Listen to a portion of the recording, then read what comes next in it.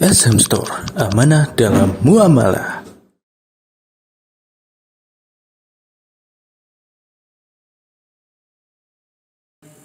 Para jamaah yang semoga senantiasa dirahmati Allah, alhamdulillah. Puji dan syukur kita panjatkan kepada Allah Subhanahu wa taala atas segala nikmat yang Allah berikan kepada kita di kesempatan yang berbahagia ini, sehingga alhamdulillah kita kembali dipertemukan dan dikumpulkan di dalam majlis yang mulia ini. Kembali kita akan melanjutkan kajian kita dari penjelasan 3 landasan utama yang ditulis oleh Syekh Muhammad ibn Shalih Al-Utsaimin rahimahullahu ta'ala. Dan sekarang kita masuk ke pelajaran atau buah yang bisa diambil dari iman kepada malaikat. Jadi kita masih berkaitan dengan rukun iman yang kedua, yaitu iman terhadap malaikat. Taib.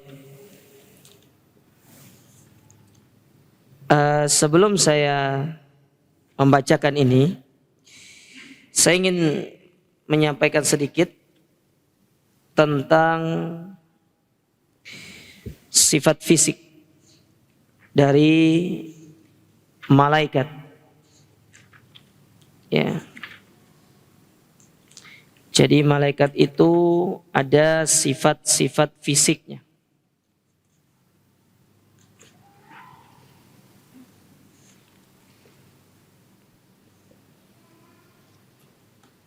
Taib. Yang pertama, malaikat itu diciptakan dari cahaya. Sebagaimana hal ini sering kita dapati di dalam penjelasan para ulama, bahwasanya malaikat itu diciptakan dari cahaya. Dalilnya sabda Nabi SAW dalam riwayat Muslim, di mana Nabi alaihi salatu wassalam pernah bersabda, khuliqatil malaikatu min nur. Malaikat itu diciptakan dari cahaya. Kemudian yang kedua, malaikat itu memiliki sayap. Jadi malaikat itu punya sayap. Sebagaimana dalam firman Allah dalam surat Fatir, Allah mengatakan di situ, alhamdulillahi fatiris samawati wal ard. Segala puji hanya milik Allah Subhanahu wa taala yang telah menciptakan langit dan bumi. Ja'ilil malaikati rusula. Lalu Allah menjadikan malaikat sebagai utusan, uli ajnihatin masna wa thulatha wa ruba'. Yang mana malaikat itu punya sayap 2, 3, 4 dan seterusnya. Seperti malaikat Jibril misalkan. Malaikat Jibril memiliki 600 sayap. Ya.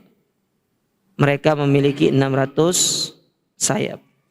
Nah, adapun yang lainnya, ada yang 2, ada yang 3, ada yang 4 dan seterusnya dari kalangan para malaikat. Kemudian berikutnya, sifat berikutnya, malaikat itu memiliki tangan. Malaikat itu memiliki tangan. Di antara dalil yang menjelaskan malaikat memiliki tangan itu firman Allah dalam surat Al-An'am pada ayat yang ke-93. Allah mengatakan, wal malaikatu basitu aydihim akhriju anfusakum. Sedang para malaikat itu memukul dengan tangannya sambil berkata, keluarkanlah nyawamu. Ya, keluarkanlah nyawamu. Jadi dengan tangan mereka. Ayat yang lain dalam surat Abasa Allah mengatakan bi aidi safarah. Di tangan para malaikat. Jadi safarah itu adalah malaikat. Ya, nama lain dari malaikat itu safaroh. Sebagaimana dalam sabda Nabi SAW riwayat Muslim, Nabi SAW pernah bersabda, mathalul ladzi yaqra'ul Qur'an wa huwa hafidhun lahu ma'as safaratil kiramil bararah. Orang yang menghafal Quran maka dia bersama as-safara al-kiram al-bararah. Safara itu malaikat, kiram al-mukarramun yaitu malaikat yang mulia. Adapun al-bararah yaitu al-muti'una lillah, yaitu para malaikat yang senantiasa taat kepada Allah. Nah, ini di antara dalil yang menjelaskan malaikat itu memiliki tangan. Kemudian yang lainnya, sifat malaikat itu memiliki jantung. Jadi malaikat itu ada jantungnya. Tapi tidak sama jantungnya manusia dengan jantungnya malaikat. Ya, tidak sama, berbeda. Seperti yang Allah firmankan dalam surat Saba ayat yang ke-23. Allah mengatakan wala tanfa'us syafa'atu indahu illa liman adzina lahu hatta idza fuzzi'a an qulubihim qalu madza qala rabbukum. Dan tatkala pertolongan di sisi Allah hanya berguna bagi orang-orang yang telah diizinkan untuk memperoleh syafaat, sehingga apabila telah dihilangkan ketakutan dari hati mereka, dari jantung mereka, ya, ketika Allah menurunkan wahyunya kepada malaikat, ya, maka para malaikat itu merasa ketakutan dan pingsan. Lalu mereka sadar kembali, lalu bertanya satu dengan yang lainnya. Ya. Jadi malaikat saja bisa pingsan, apalagi kita manusia. Ketika mereka itu diturunkan wahyu oleh Allah Ta'ala, karena hati mereka takut kepada Allah. Ya, kalau hati manusia kan jarang yang takut sama Allah. Apalagi kalau dalam kondisi sendiri. Banyak di antara kita yang bermaksiat kepada Allah. Ya. Baik. Kemudian sifat yang lainnya, malaikat itu memiliki telinga dan pundak. Malaikat itu memiliki telinga dan pundak. Seperti yang disebutkan Nabi SAW dalam hadis riwayat Abu Daud, nomor hadis 4727. Ketika Nabi menceritakan tentang malaikat pemikul arasy, maka Nabi menyebutkan antara ujung, apa namanya ini? Ujung daun telinga ya? Yang ini nih. Ya. Dari sini ke sini itu masiratus sab'i mi'ati aman. Itu jaraknya sekitar 700 tahun perjalanan. Gede. Besar ya? Dari sini nih ke sini nih 700 tahun perjalanan.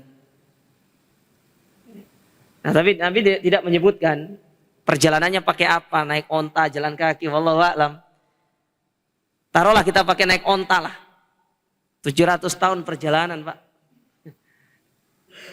Ngelilingi bumi ini kira-kira berapa tahun?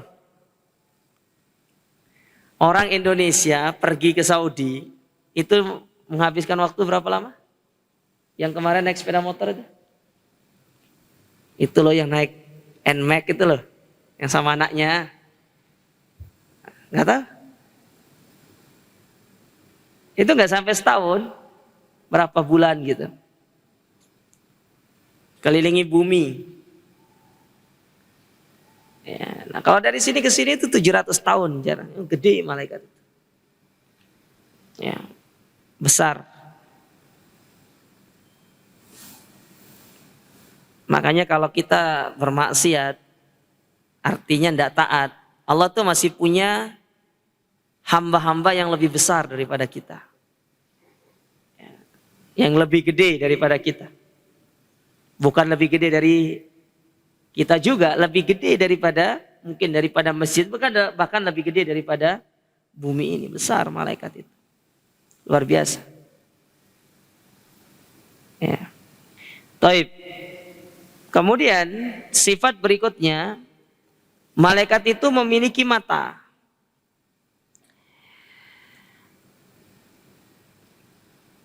Dalam sebuah hadis Nabi SAW mengatakan ka'anna ainaihi kaukabani durriyan. Seakan-akan kedua matanya itu seperti dua bintang yang bersinar. Itu mata malaikat. Nah dari sini kita tahu malaikat itu punya dua mata. Jadi malaikat punya dua mata. Karena tidak ada keterangan yang lain yang menjelaskan malaikat itu punya lebih daripada dua mata. Nabi hanya menyebutkan bahwasanya malaikat itu memiliki dua mata. Tapi kalau sayap tadi Allah jelas mengatakan ada yang dua, ada yang tiga, ada yang empat. Jibril aja 600. Berarti kan ada yang di bawah itu, ada yang 500, ada yang 400. Tapi kalau mata Nabi sebutkan malaikat itu memiliki dua mata.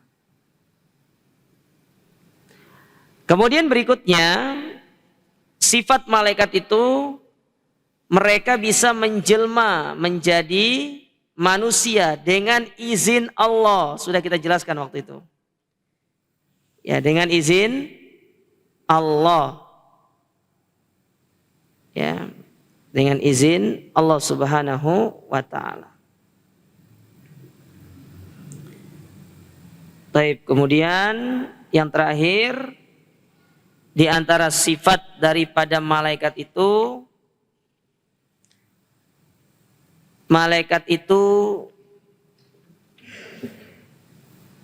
lagi dua sebelum terakhir.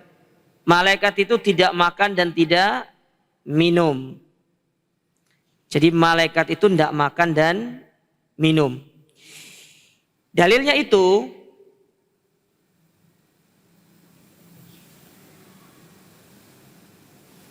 ketika para malaikat datang bertemu dengan Nabi Ibrahim. Lalu Nabi Ibrahim gak punya makanan di rumah. Kemudian Nabi Ibrahim pergi ke keluarganya. Minta untuk diberikan makanan, untuk dihidangkan kepada tamunya. Ternyata dihidangkan gak dimakan sama tamunya. Ya, tidak dimakan. Ya. Bahwasanya malaikat itu tidak makan dan tidak minum. Jadi nggak ada ceritanya malaikat menjelma jadi manusia lalu nongkrong di warung kopi gitu kan, nggak ada. Nggak ada malaikat nongkrong di warung kopi. Yang terakhir, sifat malaikat itu juga akan merasakan kematian. Nah ini diantara sifat-sifat yang disebutkan oleh para ulama terkait sifat daripada malaikat. Tapi sekarang kita lanjutkan. Pelajaran yang bisa diambil dari iman kepada malaikat. Apa buah yang akan kita rasakan? Ya. Dari kita menanamkan keimanan kita kepada para malaikat. Yang pertama, al-ilmu bi azamatillahi ta'ala wa quwwatihi wa sultanihi. Iman kepada malaikat itu mengajarkan kepada kita tentang ilmu tentang kebesaran Allah. Allah itu maha agung. Allah itu maha besar. Allah itu memiliki kerajaan yang luas. Kerajaan yang sempurna. Tidak ada kerajaan semisal kerajaannya Allah itu tidak ada. Dan salah satu tanda Allah memiliki kerajaan yang agung, Allah punya pasukan yang besar. Pasukan yang luar biasa besarnya, yaitu para malaikat. Fa inna azamatal makhluk min azamatil khaliq. Dari sini kita tahu, kalau pasukannya saja besar, bagaimana yang menciptakan pasukan itu? Itu maksudnya. Malaikat aja itu sudah gede gitu lah. Gimana yang menciptakan malaikat itu? Gimana kebesarannya? Berarti kan lebih besar daripada malaikat. Kalau kita baca tadi sifat malaikat itu saja, pemikul aras itu. Dari ujung sini ke sini itu 700 tahun. Itu malaikat itu yang Allah ciptakan. Gimana yang menjadi sang penciptanya itu jauh lebih besar. Karena Allah memiliki nama Akbar, Allah itu maha besar. Tidak ada yang lebih besar daripada Allah. Artinya, dengan ukuran malaikat yang sebesar itu, dan itu sudah kita katakan besar, berarti Allah itu lebih besar daripada malaikat itu. Lebih gede daripada malaikat itu.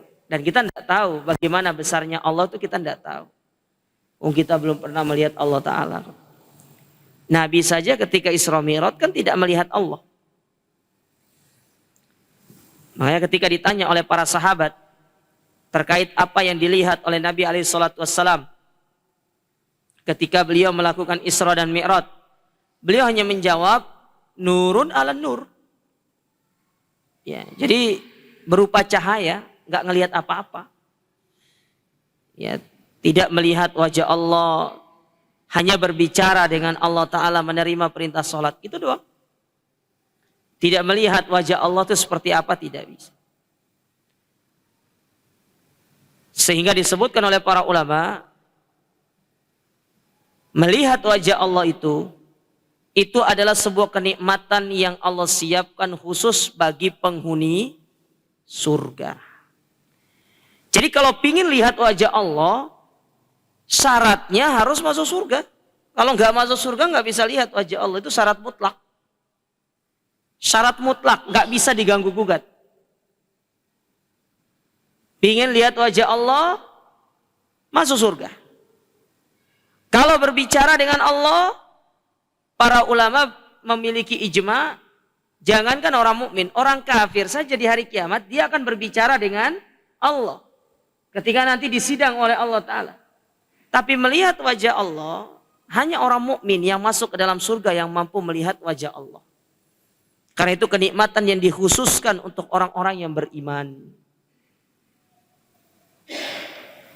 Nah, sehingga dari sini para ulama mengambil sebuah kesimpulan, syarat untuk melihat wajah Allah harus jadi penghuni surga dulu. Dan itu tugas kita di dunia sekarang ini. Melelahkan diri untuk kita itu bisa menjadi penghuni surga. Apa yang bisa kita lakukan untuk bisa menjadi penghuni surga? Antum tempuh, antum lalui, antum jalani. Berat memang, capek. Surga itu memang begitu. Tidak bisa didapatkan dengan kita bersantai-santai, berleha-leha. Tidak bisa semaunya kita masuk surga itu, punya aturan. Pengen masuk surga itu punya aturan. Dan yang menentukan aturan itu Allah, bukan kita yang menentukan aturan itu. Allah yang punya. Pemilik aturan itu Allah. Allah menetapkan kita. Karena jamaah sekalian, lelahkan diri kita selama kita di dunia ini. Sibukkan diri kita dengan kita ibadah. Dan jangan sampai satu detik, 1 menit, 1 jam yang berlalu dari kehidupan kita, dari waktu kita, itu nggak ada nilai ibadahnya di sisi Allah. Rugi kita. Sementara waktu itu nggak bisa dibeli. Waktu itu nggak bisa antum beli. Nggak kayak antum beli minuman, antum beli makanan pinggir jalan. Waktu nggak bisa dibeli. Yang antum cuma bisa beli jam, ya jam, tapi waktunya nggak bisa antum beli. Jam itu antum bisa beli, tapi waktu antum tidak bisa beli. Antum mau kumpulkan seluruh harta antum untuk membeli waktu setahun misalkan. Saya mau beli waktu saya setahun, tidak bisa. Yang punya waktu itu Allah. Jadi manfaatkan dengan sebaik-baiknya. Yang kedua, di antara pelajaran daripada iman kepada malaikat ini adalah syukrullahi ta'ala ala inayatihi bi bani Adam. Yaitu bentuk kita bersyukur kepada Allah atas penjagaan Allah kepada anak Adam melalui perantara malaikat. Harusnya Allah nggak butuh malaikat itu untuk menjaga kita. Allah bisa sendiri menjaga kita. Tapi dengan Allah memberikan tugas kepada para malaikat, itu bukan berarti Allah itu merendahkan malaikat, bukan. Tapi justru Allah sedang meninggikan derajat malaikat itu. Karena Allah memberikan mereka tugas. Kalau kita kan beda persepsinya.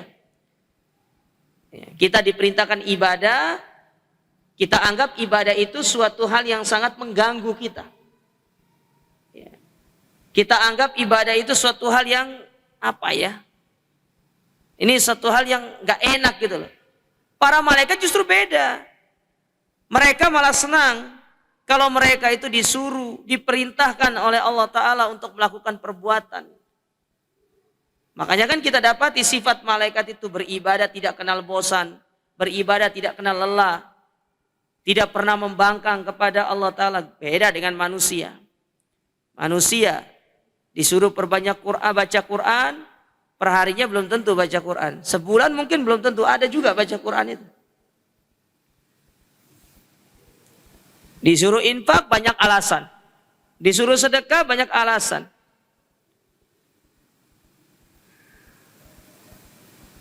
Disuruh belajar ilmu agama, alasannya banyak. Pas waktu nggak hujan, sibuk. Giliran hujan, alasannya hujan. Nah, kemarin nggak hujan, kenapa nggak datang? Kan aneh kan manusia itu. Kalau malaikat tidak. Allah katakan dalam surat At-Tahrim, apa kata Allah Ta'ala? La ya'sunallah ma amarahum wa yaf'aluna ma yu'marun. Mereka tidak bermaksiat kepada Allah. Dan mereka senantiasa melakukan apa yang Allah perintahkan kepada mereka. Nah, itu malaikat. Makanya coba kita berupaya untuk meniru salah satu sifat malaikat itu. Jangan pernah bosan kita beribadah kepada Allah. Ustadz, gimana caranya supaya kita tidak bosan beribadah kepada Allah? Antum bangun sebuah narasi dalam diri antum. Antum bangun sebuah konsep berpikir. Ibadah itu bukan sebagai kewajiban semata. Tapi dia sebagai kebutuhan laksana antum makan dan minum. Antum kalau nggak makan dan minum kira-kira gimana? Antum nggak makan misalkan ya, sakit, bisa-bisa berujung kepada kematian karena kelaparan. Nah, posisikan ibadah itu seperti itu. Sholat itu seperti antum makan gitu loh. Nuntut ilmu itu seperti antum makan, puasa itu seperti antum makan. Kalau antum tidak melakukannya sehari atau sekali aja. Kayak antum pergi ke kondangan sudah makan soto, sudah makan ini, makan itu, tapi belum makan nasi, tetap belum dikatakan makan kan? Karena belum makan nasi. Padahal tadi itu sudah makan kebab 3, makan kikil, apalagi itu, ya, makan salad, pokoknya semua dicoba, ya. Makan mie, padahal mie sama nasi itu sama-sama karbo. Giliran ditanya sama istrinya nanti pulang atau sama orang rumah, sudah makan? Belum, cuma icip-icip doang, ya bakso, ada soto tadi itu. Coba belum makan nasi, ya, padahal sudah makan lontong, sudah makan mie. Ya, mie itu kan sama aja sama nasi. Apa bedanya? Nah, posisikan ibadah itu seperti itu. Nah. Baik. Haitsu wakkala min haula'il malaika man yakumu bihifdzihim wa kitabati a'malihim wa ghairi dzalika min masalihihim. Yang mana Allah itu menugaskan kepada mereka, ada yang tugasnya menjaga, ada yang tugasnya mencatat amal, ada yang tugasnya begini, begini dan begini. Banyak kan? Kan sudah kita sebutkan tugasnya kemarin toh. Ada yang jaga surga, ada yang jaga neraka, ada yang menjadi penjaga anak Adam. Ada yang mencatat amal baik dan amal buruk, ada yang menurunkan rahmat, ada yang menurunkan hujan. Banyak. Ada malaikat di depan, di belakang, di kiri, di kanan, menjaga kita. Banyak malaikat itu tugasnya. Jadi kalau antum tanya, Ustadz ada malaikat nganggur enggak? Manusia sih nganggur itu. Malaikat enggak ada yang nganggur. Loh kan kalau meninggal gimana dong? Kan nganggur namanya. Enggak. Mereka enggak akan nganggur. Tugas mereka mencatat amal manusia. Selesai sampai di situ memang kalau sudah meninggal. Tapi masih memiliki kegiatan yang lainnya. Yaitu mereka masih beribadah. Masih bertasbih kepada Allah. Masih bertahmid kepada Allah Ta'ala. Enggak kayak manusia nganggur. Ya toh. Pengacara. Pengangguran banyak. Acara. Itu kita. Manusia itu pengacara, ada pengacaranya. Tapi malaikat nggak ada. Ada yang tidak beribadah kepada Allah. Dan saya belum menemukan satu riwayat yang menyebutkan malaikat itu nganggur gitu. Saya belum temukan. Mungkin kalau antum dapati ada riwayat datang dari Nabi SAW, malaikat nganggur gitu loh. Ya, boleh untuk dibawakan, nanti kita kasih hadiah. Ya. Saya belum pernah nih menemukan malaikat itu nganggur, itu belum. Sepanjang saya baca kitab-kitab hadis yang berkaitan dengan sifat malaikat, tidak disebutkan, belum disebutkan, atau mungkin karena keterbatasan ilmu saya, malaikat disebut itu nganggur, itu tidak ada. Kalau kita kan banyak, apalagi mari kuliah, wah kayak si nganggur itu. Ya. Sebenarnya tidak nganggur, memang dia itu sengaja memilih untuk menganggurkan dirinya. Mereka yang mau kerja kan banyak pekerjaan. Sekarang itu tuh yang penting ya tetap kerja, bukan pekerjaan tetap. Tetap kerja, cari yang bisa dikerjakan. Itu yang kedua. Yang ketiga, di antara pelajaran dari iman kepada malaikat ini adalah mahabbatul malaika ala maqamu bihi min ibadatillah, yaitu kita menumbuhkan rasa cinta kita kepada malaikat atas kewajiban-kewajiban yang mereka lakukan berupa ibadah kepada Allah Ta'ala. Jadi kita harus membangun rasa cinta kita kepada malaikat. Jangan seperti sebagian orang-orang musyrikin jahiliyah. Yang mana orang-orang musyrikin jahiliyah itu, mereka itu memusuhi para malaikat. Ya.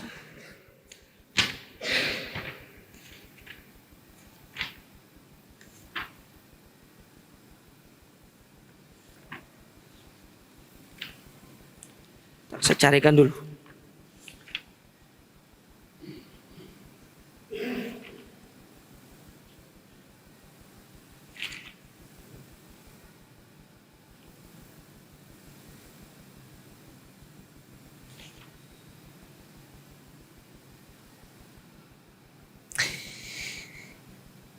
Yang mana sifat itu, sifat memusuhi malaikat itu diwariskan dari orang-orang Yahudi.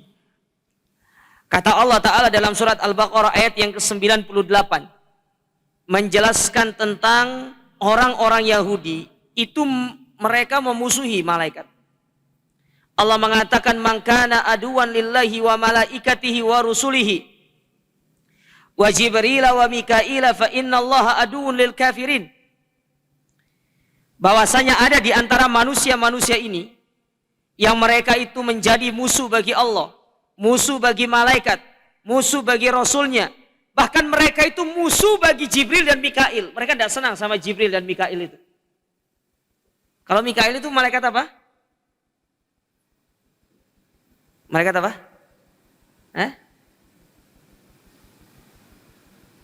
Mikail itu malaikat apa? Kalau yang cabut nyawa apa? Israel atau Israfil? Kalau Mikail malaikat apa? Apa? Nurunkan hujan. Ya. Mereka nggak senang sama Jibril itu. Kenapa nggak senang sama Jibril? Di antaranya Jibril itu salah alamat ngasih wahyu. Iya. Kenapa kasihnya Muhammad? Kenapa nggak kasih ke Bani Israel? Nggak senang mereka itu. Nggak senang sama Mikail. Ya. Gara-gara hujan diturunkan akhirnya banjir. Ya kan banjir itu disebabkan karena kemaksiatan mereka. Bukan karena Allah. Orang dapat musibah itu salah satu sebabnya. Kalau bukan itu sebagai ujian untuk meninggikan derajat, berarti itu karena perbuatan dosa. Antum tinggal timbang aja. Musibah itu kalau bukan sebagai ujian yang akan meninggikan derajat, berarti dia itu sebagai hukuman atas dosa yang Allah timpahkan kepada kita. Karena perbuatan dosa yang kita lakukan. Allah turunkan kepada kita musibah. Mereka tidak senang memusuhi Jibril, memusuhi Mikail, memusuhi para malaikat. Maksud kita itu ya, kok berani gitu ya musuhi para malaikat gitu loh. Andai katakan kalau dia kelahi sama malaikat itu kan dia sebesar apa, malaikat sebesar apa gitu maksudnya. Pertanyaannya, apakah mereka tidak tahu sifat malaikat? Tahu. Kitab-kitab samawi itu menjelaskan sifat malaikat. Dan itu yang dipersaksikan oleh Waraqah bin Naufal. Ketika Waraqah bin Naufal bertanya kepada Muhammad tentang bagaimana sifat yang menemuinya di Gua Hiro. Dijawab sama Nabi. Apa jawabannya? Waraqah bin Naufal yang pada waktu itu berada di atas agamanya Nabi siapa? Nabi Musa. Apa kata Waraqah bin Naufal?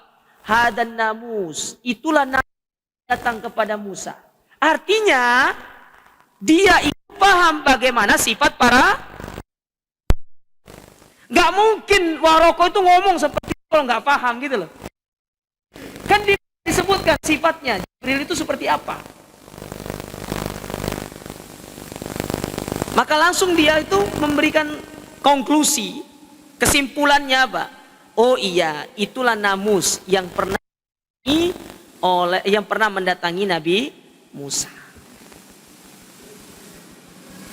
Kira-kira Waraqah bin Naufal sama Musa itu hidupnya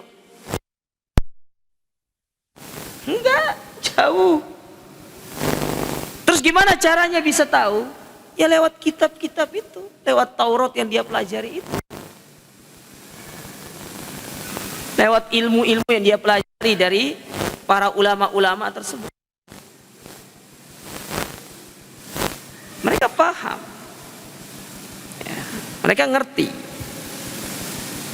bagaimana para malaikat tersebut. Oleh karenanya, ya, kita harus mencintai para malaikat karena mereka adalah hamba yang sangat ta'ala.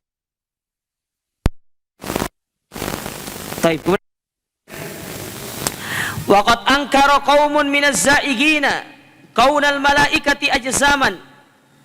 Dan sungguh ada sebagian daripada orang-orang yang memiliki penyakit di dalam hatinya itu, mereka itu mengingkari tentang malaikat itu punya fisik.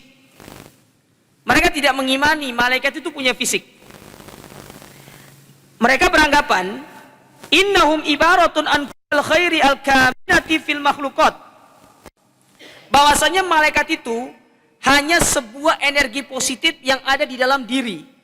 Jadi kalau energi itu positif, mengajak kita kepada kebaikan, itu adalah malaikat. Tapi kalau energi itu negatif, mengajak kita kepada keburukan, berarti itu adalah syaitan. Inilah yang diyakini oleh orang-orang ateis. Orang ateis tidak meyakini akan adanya jasad atau fisik malaikat itu. Mereka tidak mengimani. Jangankan malaikat, Tuhan aja nggak diimani sama mereka. Apalagi malaikat. Tuhan aja nggak diimani sama orang ateis itu. Antum tanya orang ateis itu, ada Tuhan nggak? Nggak ada, kata mereka. Sopo Tuhan itu? Nggak kenal. Ya, terus siapa yang menciptakan alam semesta ini? Oh, terciptanya karena terjadi benturan dua benda asing gini-gini yang dikenal dengan teori apa itu? Big Bang itu. Ya. Saya pernah itu ketemu sama satu mahasiswa jurusan filsafat Islam. Salah satu mahasiswa di Yogyakarta. Satu pesawat, kita lagi pergi keluar kota. Satu tempat duduk, saya ngobrol sama dia. Dia mengingkari akan adanya Tuhan. Ya. Tanya saya satu, kira-kira pesawat ini bisa terbang sendiri nggak kalau nggak ada pilotnya? Ya nggak bisa, kan harus butuh pilot.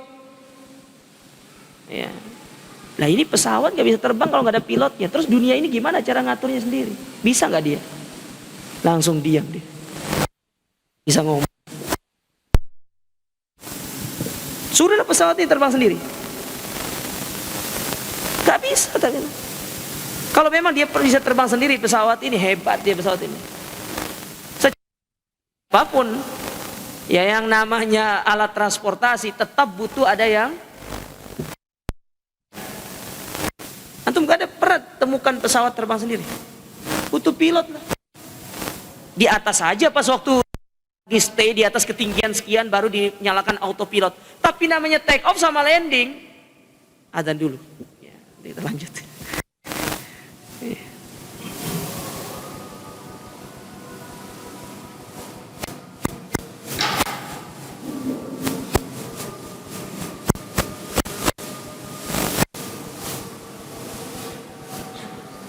Allahu Akbar, Allahu Akbar.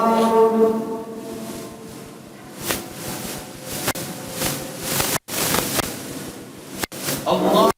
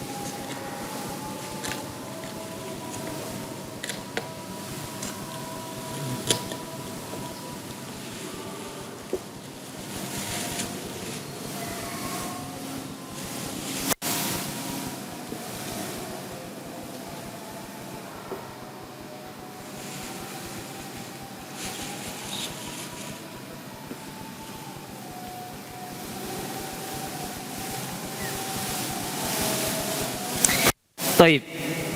Kita lanjutkan sedikit. Jadi malaikat itu ada, fisiknya ada. zatnya ada, tapi kita belum pernah melihat malaikat tersebut. Dan riwayat-riwayat yang menjelaskan kepada kita seorang itu dia melihat malaikat, di antaranya apa disampaikan oleh Imam Al-Qurtubi dalam kitab beliau At-Tadhkirah fi Ahwalil Mauta wa Umuril Akhirah, yaitu ensiklopedia kematian. Beliau itu riwayat orang akan melihat manusia, kita ini akan melihat malaikat ketika ruh kita dicabut dari jasad kita. Di situ kita akan melihat malaikat itu dalam wujud aslinya.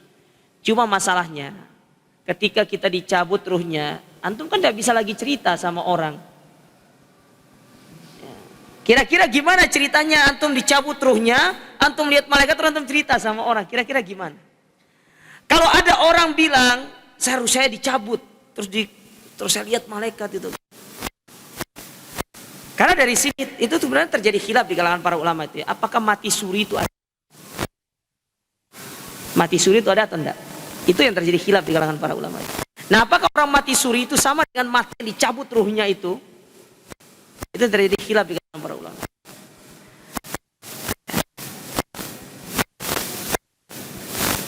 Karena akan melihat malaikat itu, bentuk malaikat itu seperti apa ketika ruh itu dicabut dari jasad. Mata, makanya mata itu, kenapa dia mata itu kan ke atas ya, tahu kan? Karena ketika malaikat itu mencabut, malaikat hanya sekedar mencabut dari jasad itu.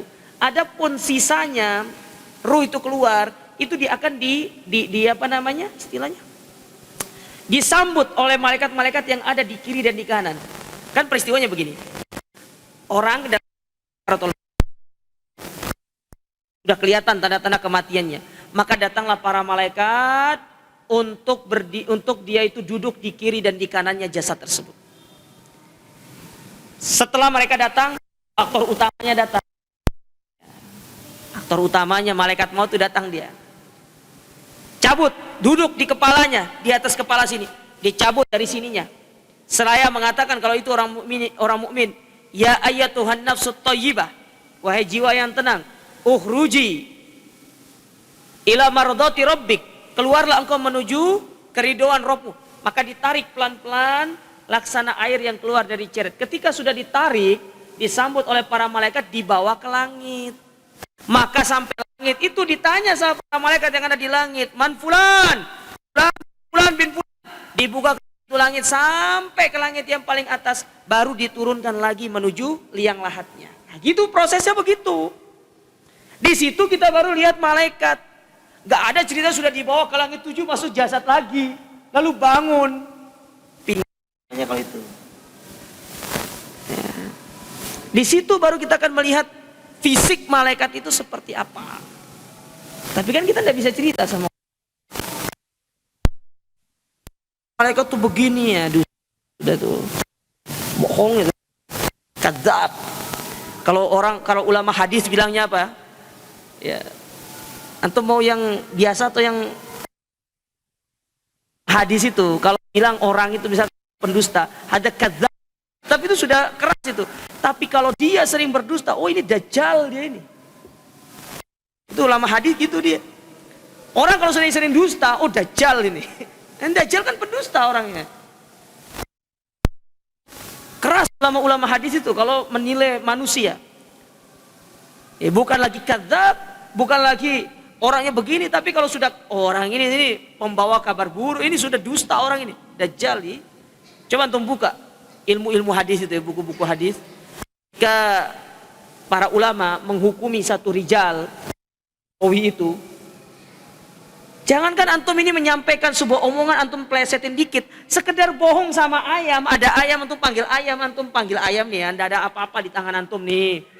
Padahal ada beras, tapi nggak ada berasnya, antum panggil kur. Ayamnya datang ke antum, tidak ada beras.